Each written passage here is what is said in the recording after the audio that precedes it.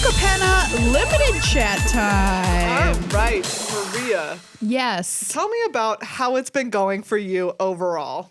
Overall, well, it's a 3-color set, so Yeah. there's a lot to think about when you're playing a Yes. 3-color set in limited. Yeah. It's a lot trickier. Building your mana bases correctly can be a little bit tough. Figuring out card evaluations versus like what colors you should be in, navigating the draft and how to weigh different colors. Is the payoff good enough to be splashing this or putting this in? Or is this going to force me Cabo ready when I shouldn't? Whatever. There's a lot to think about. It's really complicated. So starting off, I was having a real struggle bus time with Streets of New Capenna. Yeah. Not doing well. Kind of tanking my drafts and being like, what am I doing wrong? Like, cause I would have super powerful cards. I was like, I feel like I'm drafting these families correctly. I'm drafting cards that just like on their face value are good. Like our friend, the 2/1 white flyer that gains you a life and draws you a card, like putting those things in my deck and be like, great, I've done it. Like this card is nuts. Yeah, this like, card is very put good. it in my deck. Yeah. But I was still losing a lot until I changed my strategy. So, I can show you pictures of my decks that I have. Let's look at a couple. Okay. I will say I have noticed, I've felt in this set like reading my seat in the draft is very hard. It's so important too. It's so important, and it's so much more challenging because there's so many possible color Overlaps. combinations. Yeah. Exactly. You'll be in a seat and you're like, I think white is open in this seat. Yeah. But like all of a sudden it's not, right? Yeah. It looks open in pack 1 and then 2 and 3 it's closed because it turns out that 2 people were in like white adjacent color pairs and then added white into it because it's accessible in a 3-color format. Exactly. And you're just like, it's just so hard to figure out sometimes. And like the color in your seat can just be really like, it can shift a little bit during the draft, it feels like sometimes. And it's really tough, especially if you're a newer player, to know when to pick lands when you're in a format like this. Yeah. Because the lands obviously are critical. I've found kind of like if you've played your seat correctly somehow, you've managed to come through, play your seat correctly, the lands will come to you later than normal in a multicolored set. Yeah. Because I don't know what reason that is. I think because one, there is kind of an abundance of them. You can look like sometimes you'll have a pack that has 3 fixer lands in it. That's true. And I also feel like my rule of thumb has just been if there is not a card that is excellent for my deck, like very good, and I'm like, yes, solid. Excited pick. about it. Yes. I will. Then you'll take a land. I'll take a land. I'll be like, if this pick only, if there's like 3 cards that I'm like, these are like 17th, 18th, 19th, 20th, like, right, you're getting into that part of the build of your draft. Right. Like, these aren't going to be my 1st through 14th picks for my deck.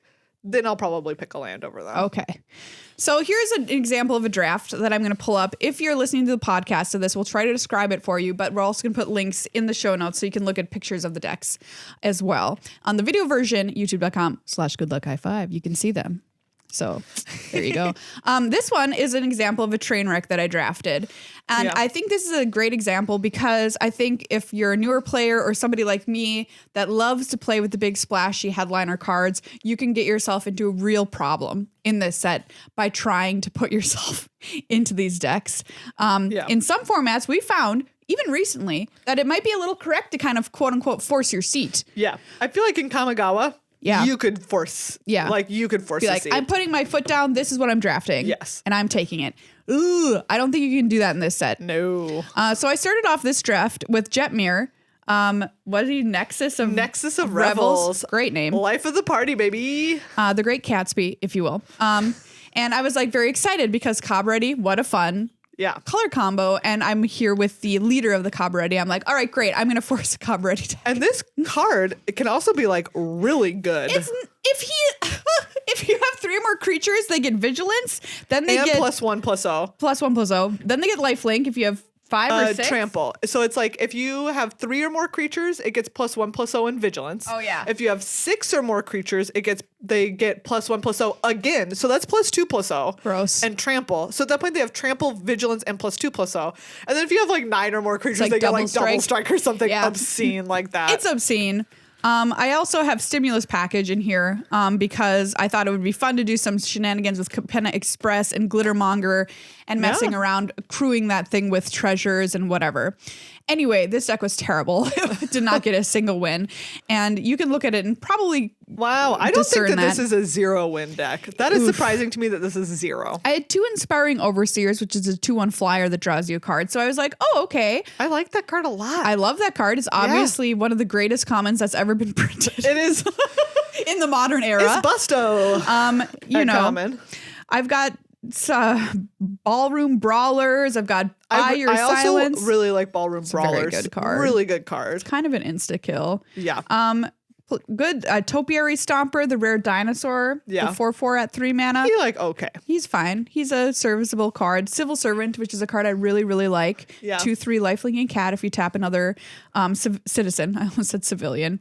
Anyway, this deck was a hot garbage. It just did not do anything. Like, people are going to run you over if your deck doesn't have a plan because people have caught on early that you can draft aggressive decks in this format. Red, black, Sacrifice being one of them. Or you can draft a really, really fast blitz deck. And if you're farting around trying to crew your new Capenna Express with your Glittermonger, good luck. Yeah. And then the power level wasn't there as the payoff. So there was no reason. I just wanted to show that one off as an example of what not to do. I did have a success drafting 4 colors actually with this deck, which I'm not sure what to call it, but it had a lot of gold cards. It should have had the Scuttling Butler. I wish I had a Scuttling Butler in this deck because there's lots of gold cards. Ooh, Scuttling Butler is like, that card is real. It is real. You're so mad when it is. Oh, yeah. Like all of a sudden they play it and then like the next turn they play another gold card and it has double strike and you're like, excuse I'm mad me? about this. I have to kill this 4/1? This stupid 4/1 artifact creature. It costs 3 mana? Or yes, it's like 3 mana and it just and it's a game ender. is infuriating. How many times have you taken 8 from a Scuttling Butler when you did not want to? Yeah, exactly. Like, I did at the pre-release. a bunch. For sure. Anyways, keep talking about this. Anyway, this deck was a lot better. So this is an example, I would say, of a deck that's like, I'm going big on multicolor and I will hopefully have the payoffs for doing so. So we have Falco Spara, who is the Broker's leader, the 3/3 bird demon. We have Fleetfoot Dancer, which is the Cabaretti 4/4 trample lifelink. Oh, that card is so rude. It's very rude. Lagrello the Magpie, the card nobody knew what do. How many at exile? Disciplined Duelist, another Broker's multicolored card. Cabaretti Charm, Ginny Faye, Jetmir Second. Oh, I love Ginny Faye. Rococo, the one that can pay X to go get some stuff. Oh man, I love him too. He a caterer. Really good. Yeah. Really? Caterer? Yeah, he's Rocco the Cabaretti caterer. You need a good caterer. Yeah, every party needs one. 2 Jewel Thieves, which is a great card in green, 3/3. Prize Fight, 2 copies of those. 2 copies of Raffine's Informant, which is the white 2/1. Really nice. That connives. Cleanup Crew on the top end, Rox Pummeler on the top end, 2 mana fixing multicolored cards, and a bunch of fixing in my lands. I will say, if you're in green, you need 1 or 2 of them big boys to get the job done. Yeah. And that's like green's thing. They're like, okay, we're just kind of fart around. Yeah. You better be drafting something with 6 power if you're... You don't want you're gonna die to flyers otherwise. I'll just say that. But yeah, this was a 6-win deck. Probably 7 if I paid better attention when I play my drafts, which is something I'm working on. But this is, I think, a good way to do multicolor, which is to say, put all the power in. If you can find the power, stuff all the power into your envelope and go for it. Yeah. And because of this draft and doing so well in this one, what happened is I made some very bad decisions on my next drafts. I was like, ooh, I'm going for a super powerful 4-color all the time, like 3-color, 4-color. I'm just going to jam it. And it just never came together. And it was just like Hot Mess City. Hot Mess Express. Hot Mess City. Toot toot. Yeah. Get on the train. New Capenna could be described as Hot Mess City. It sure could. New Capenna. Hot Mess City. I'd play that version of Grand Theft Auto.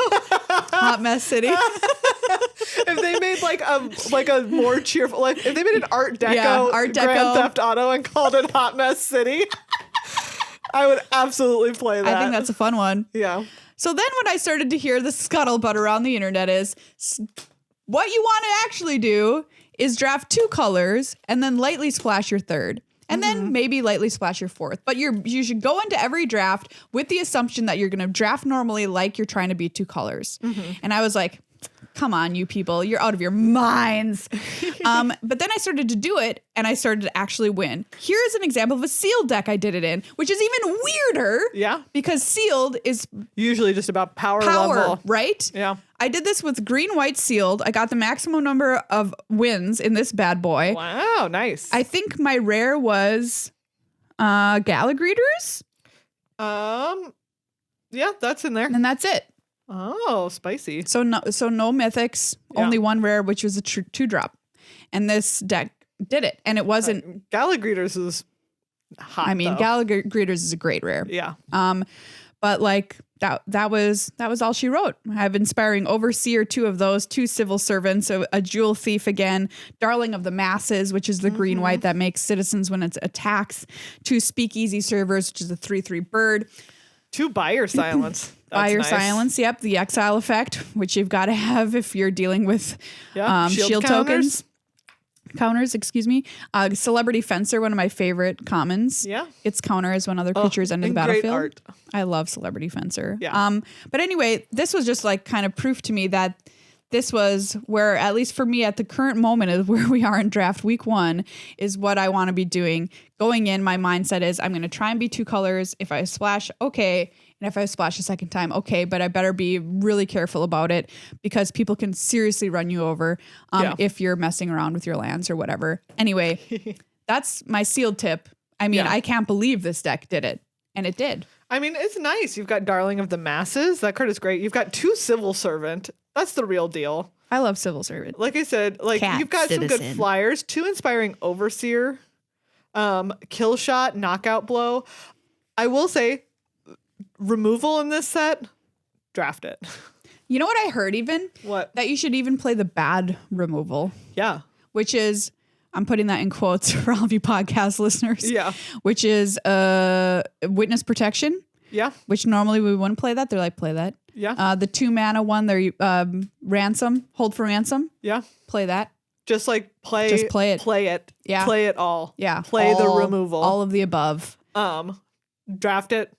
Draft it, play it. Play it, draft it, play it, play it. So that's been my experience. What has been your experience with New Capenna Limited? One, I always forget to take screenshots and save my decks. But here's 3 that I remembered. Okay, great. Let's like look. To be fair, I did not screenshot like all of my hot garbage decks. Yeah, let's see. Just threw those right in the garbage except that one I showed you. I'll let you figure out for yourself like which ones are which. Okay. All right. This is a 4-color, 5-color monster. Wow. This is the one where I was like, okay, those 3-color commons, I'm just going to like take every one that comes around and see what happens. You have 3 Mass Bandits. Yes. 2 Glamorous Outlaws, even though there was a draft when you had 4 of them that you played in the early access event. And you have a Shattered Seraph. Yes. Ooh. Yeah, you see I have Maestro's Charm, I have Riveteer's Charm, I have Murder. Unleash the Inferno, the Riveteer 7 damage card. Yeah. You know, this deck, not good. Oh, I know. Sad. It looks so cool. It does look cool. But like, and do you know what? This one, it was like kind of hard to say exactly what was bad about it. I feel like some part of it was just like, I don't know exactly what went wrong here. It just kind of felt like what I was doing didn't line up well against the format, if that makes sense. Yeah, that's exactly what I was thinking. Something about this didn't line up right. Yeah, yeah. It was very fun to play, that being said. I mean, that's what's making me sad about it. I know, which at the end of the day, I am going to honestly always say I'm going to probably do what's fun. Yeah. This was, I want to say 2 wins, I'm pretty sure. Yeah. Let's see. Here's my own Jet Mirror Nexus of Oh, Rebels you got a Jet deck. Mirror. Yeah. Ooh, 2 Cabaretti Charm and a Cabaretti Ascendancy. Hello. I know. Cabaretti Ascendancy, nice. You just get to like draw creatures, or like if there's like at the beginning of your upkeep, you can look at the top card, and if it's a creature, you can reveal and put in your hand. Otherwise, you can put it on the bottom of your library. Okay. Just nice. Oh, and you had Jaxus the Troublemaker too. Yeah, I had Jaxus. I had Rocco Cabaretti Caterer. 2 copies of Light 'em Up. Yes. Great. 2 Inspiring Overseers. Yep. Rafine's Informant. The other day I got Inspiring Overseer pack 1, pick 6. That's obscene. People, that should not be happening. No. If you take one thing away from this episode. Always take Inspiring Overseer. Always take it. Always take it. How did this deck do? Do you want to guess? 5 wins. No, 3. 3. Yeah. This one suffered from not having any cards. There's a lot of card selection and card advantage in this set, right? Connive gives you a lot of card selection.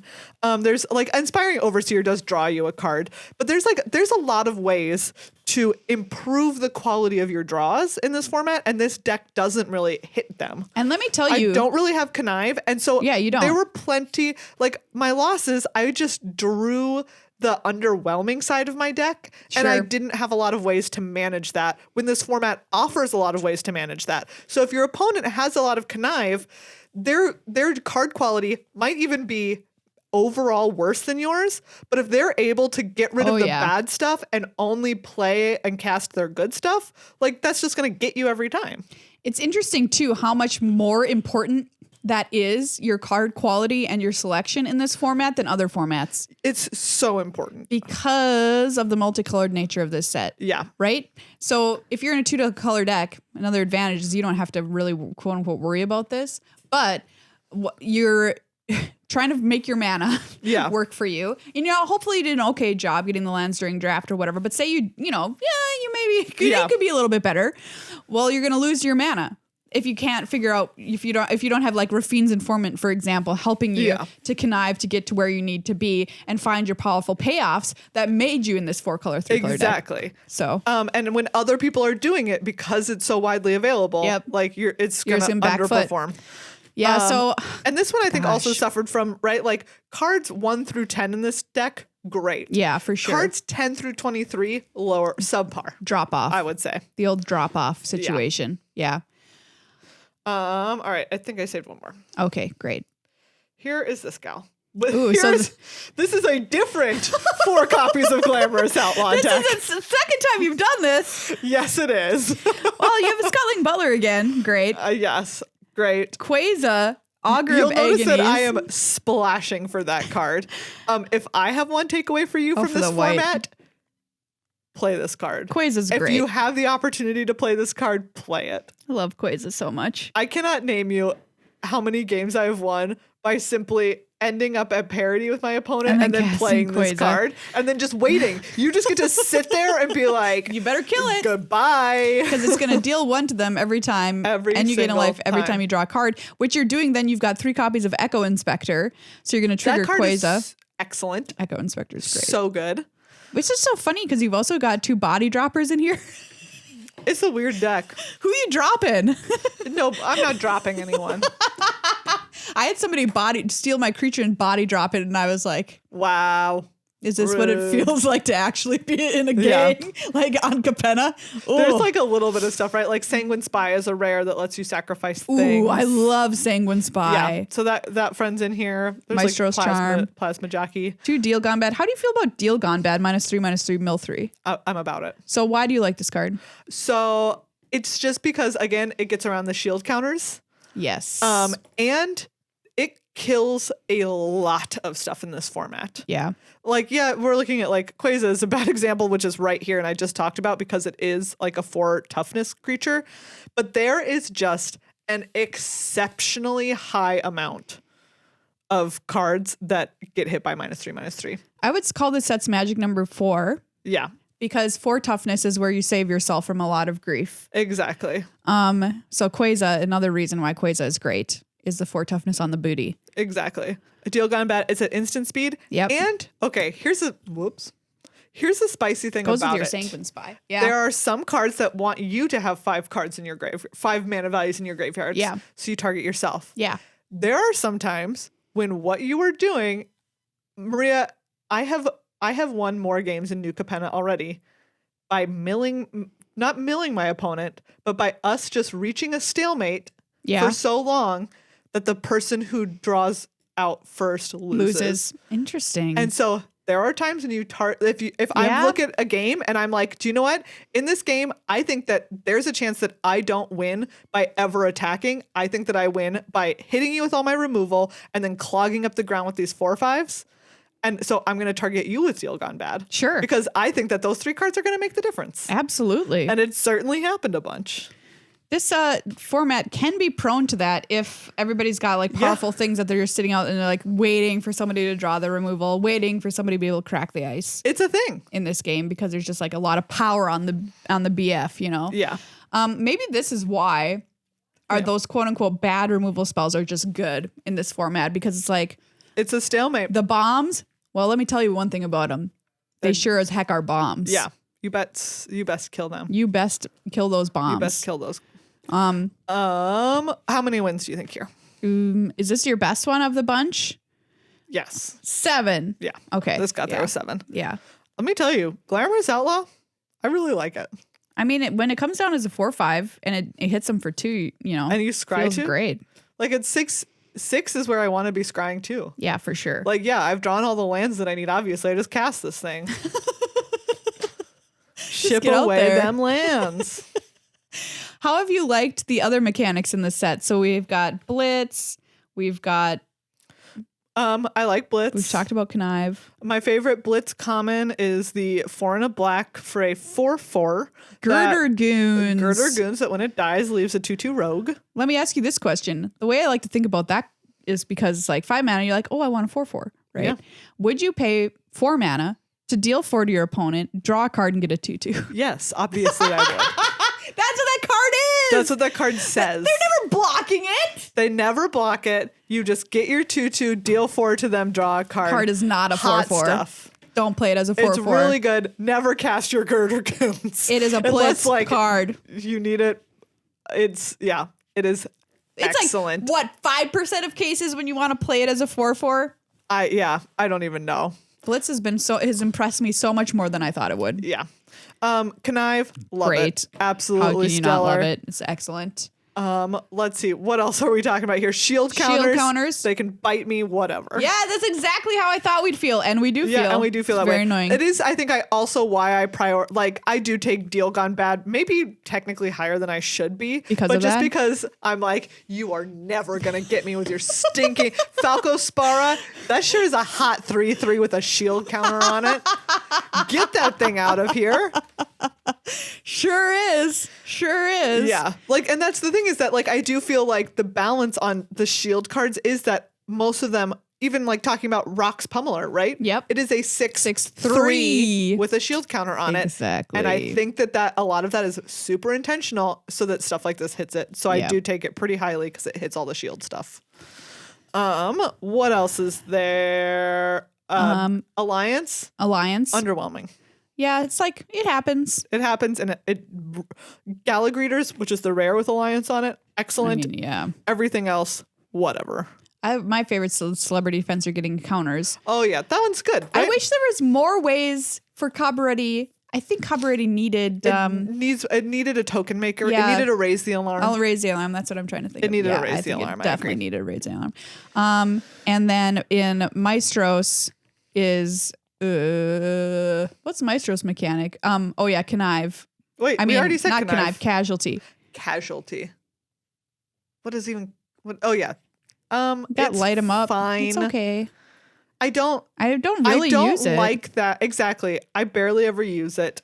I don't like that stuff that I would want to take and then use for it. Is either at uncommon, right? I'm thinking like Rafine's Informant. Sure. Yep. Is something that you would want to sacrifice to it, and it's at uncommon. Corrupt Court Official, obviously, right? I want a 1/1 to make them discard and then to have as fodder. But it's a 1/1, and there's not enough casualty 1 stuff. That's exactly what I was thinking. Yes, that's the problem. Casualty needs to be more casualty 1s. Because light 'em up would be, I mean, like maybe you'd be like, oh, that's too good. Light 'em up, but it's not good. And honestly, I don't think light 'em up is as good as it should be. Yeah, like I think agree. that card needed something, and maybe making it casualty 1 would have done that. So the card you want to do casualty with, or also connive with too, is the blue card that comes back as a fish from the graveyard or whatever, or unblockable Expendable Lackey. Expendable Lackey. Also a 1/1 though, right? 1/1. Like it's just not. There's not enough. Can I talk about Corrupt Court Official just for a second because you mentioned it? I think Corrupt Court Official is better in this set even than Virus Beetle was. It's very good. And Virus Beetle is great. And the reason I think it's better is because all of us are farting around with our mana. Yeah. And then they're like, discard, and you're like, do you know what? The amount of time, like my one barometer for it is the amount of time that people spend thinking about their discard. Every single time exactly what you it hit is. them with a Corrupt Court Official, it's like it is a tank for the other person. like, They're just like, what am I? Do I risk it for the biscuit here? Exactly. Like, am I going to give up my sick card or am I going to give up one of my 3 colors of mana?